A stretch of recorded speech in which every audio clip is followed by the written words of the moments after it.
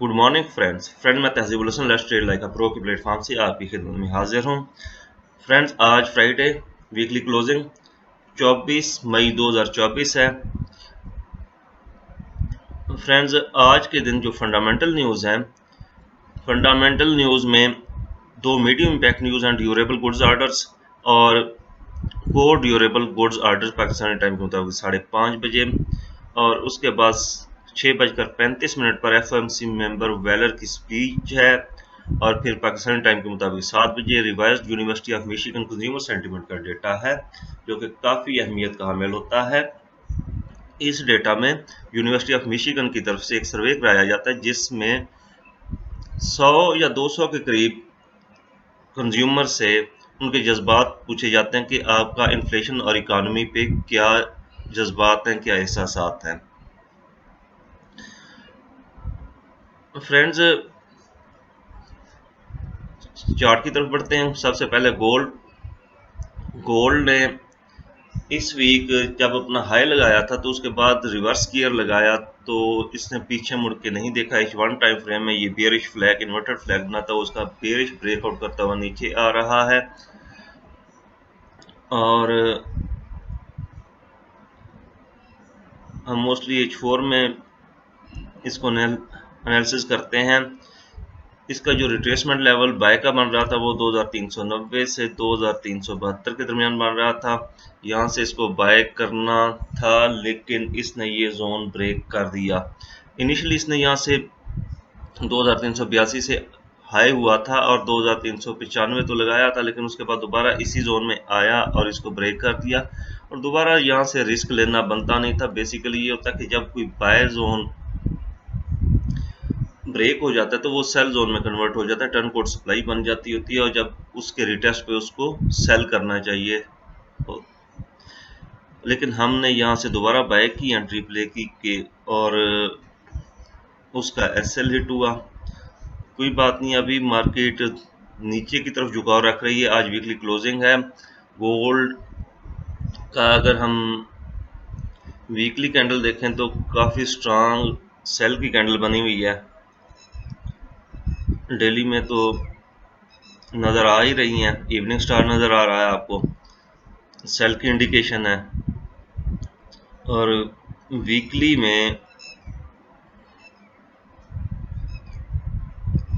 Engulfing आ चुकी हुई है, और जहां तक नीचे बाय की इनगल्फिंग पड़ी हुई है, और यहाँ से आज वीकली क्लोजिंग होने की वजह से आज कुछ रिट्रेसमेंट मिल सकती है। 23% रिट्रेसमेंट भी मिली, 2346 तक मार्केट आ सकती है। अगर 38% मिली तो 2365 तक आ सकती है।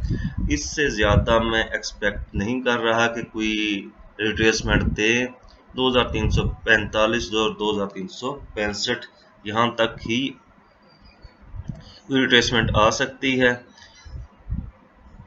और दोबारा हम वापस जाते हैं H4 के चार्ट में। अगर हम इसको और ड्राइंग्स अपनी ऑन करते हैं, ये रिट्रेसमेंट का लेवल डेल कर देता हूँ, और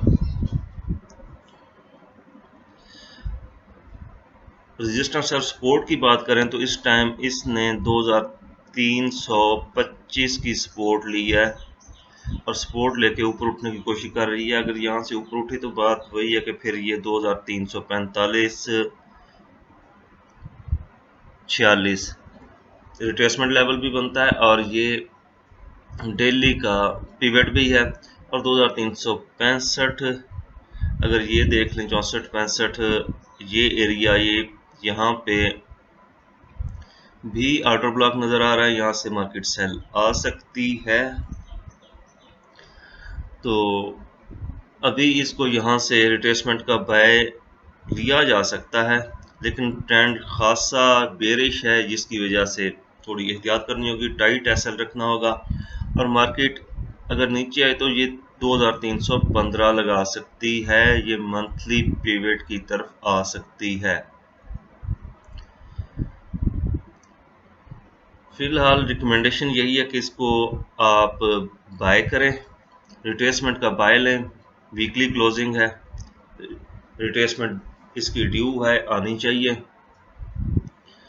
और सेल करेंगे हम 2346 के पास तो नहीं, 50 के पास फिर करेंगे, ईयरली लेवल होगा।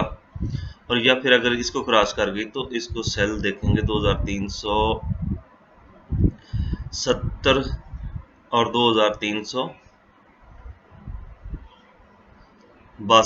इसके दरमियान इसको सेल देखेंगे। फ्रेंड्स, क्रूड ऑयल की बात कर लें। क्रूड ऑयल पे ये बाय का जोन मैंने दिया था, मार्केट बाय के जोन को ट्रैप करके ऊपर गई है। अभी इसने ऊपर जाना है, लेकिन ऊपर बेरिश इनगल्फिंग बन चुकी हुई है और इवनिंग स्टार बन चुका हुआ है। मार्केट यहाँ से रिजेक्शन लेके वापस आ सकती है और इसने अगर यहाँ से बाय बनी तो कहाँ तक जा सकती है, इसको 77.9 यहाँ तक आपको बाय का प्रॉफिट बुक कर लेना चाहिए। और अगर मल्टीपल लॉट है तो एक लॉट ब्रेक इवन करके बाकी का प्रॉफिट बुक कर लेना चाहिए।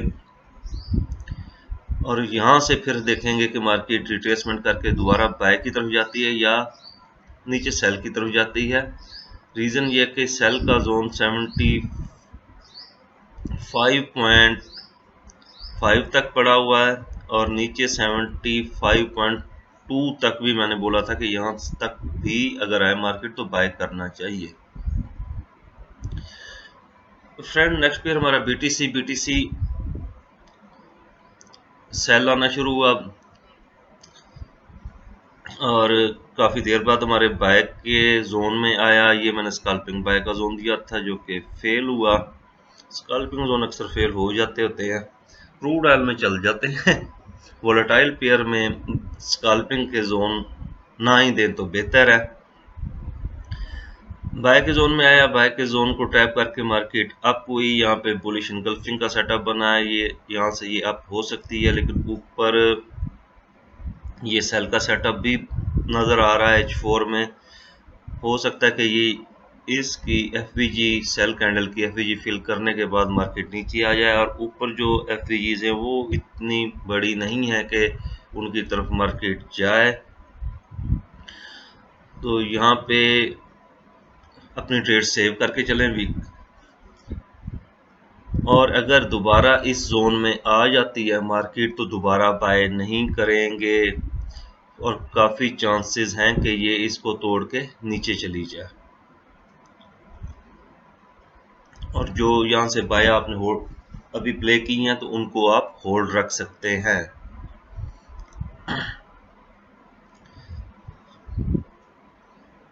फ्रेंड, नेक्स्ट पेयर हमारा US 100 ने अपना ऑल टाइम हाई अपडेट किया। 18,960 के पास ये गया और वहाँ से फिर इसने रिट्रेसमेंट लेना शुरू की। बहुत देर कर दी मेहरबान आते आते, पहली दफ़ा कोई इतनी बड़ी रिट्रेसमेंट देखी है और ये रिट्रेसमेंट लेवल के हिसाब से अपने बाय जोन में है, डेली की सपोर्ट पे है। और बाकी इसकी सपोर्ट अगर मैं चेक कर लूँ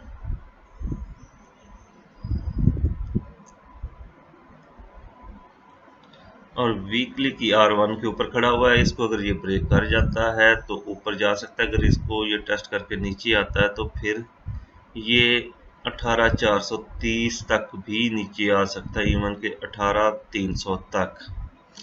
लेकिन जिस तरह की सिचुएशन है इसको अभी यहाँ से ऊपर बाय जाना चाहिए, इसको ब्रेक करके, और अपने ऑल टाइम हाई की तरफ दोबारा जाना चाहिए, मतलब 19,200 लगाना चाहिए इसको।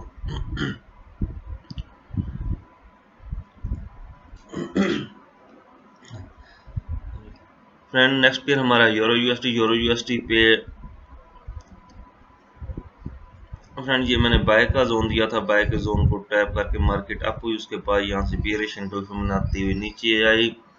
फेड चेयर और FMC की बात करें तो डॉलर मजबूत हुआ है, इन्फ्लेशन एक्सपेक्टेशन के मुताबिक है उनकी, इस वजह से डॉलर को स्ट्रेंथ मिली और डॉलर भी तकरीबन काफ़ी हद तक DXY अपना गेन कर चुका हुआ है। अगर आप ये देखें कि ये 104 के राउंड अबाउट था और 105 क्रॉस कर गया हुआ है, तो जिसकी वजह से यूरो यूएसडी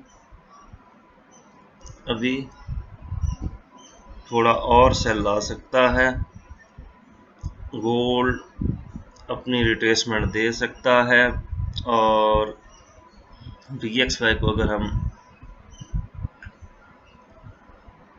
देख लें कि यहाँ से इसको रिजेक्शन कहाँ से मिलनी है, ये रेड लाइनें पुरानी हैं, इनको मैं डल मार देता हूँ। 105.205 ये वीकली रेजिस्टेंस है। डेली की रेजिस्टेंस इसकी देख लें,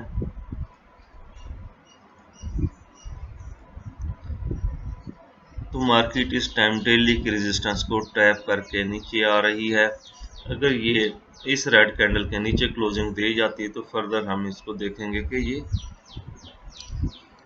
यहाँ तक आए 104.8 तक नीचे आए, तो ये बाकी पेयर ऊपर चले जाएंगे, यूरो यूएसडी और गोल्ड।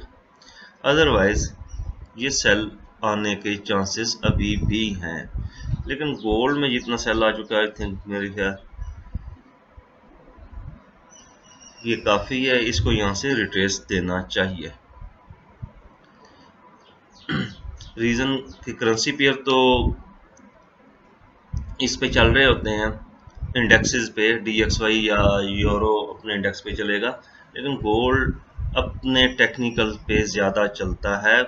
ऑल्दो ये USD को जो इसके फिगर्स आ रहे होते हैं उसको भी रिस्पेक्ट देता है, लेकिन ये अपने टेक्निकल पे ज़्यादा चलता है। फ्रेंड्स, आज के लिए इतना ही। अपना ख्याल रखिएगा। अल्लाह हाफिज़।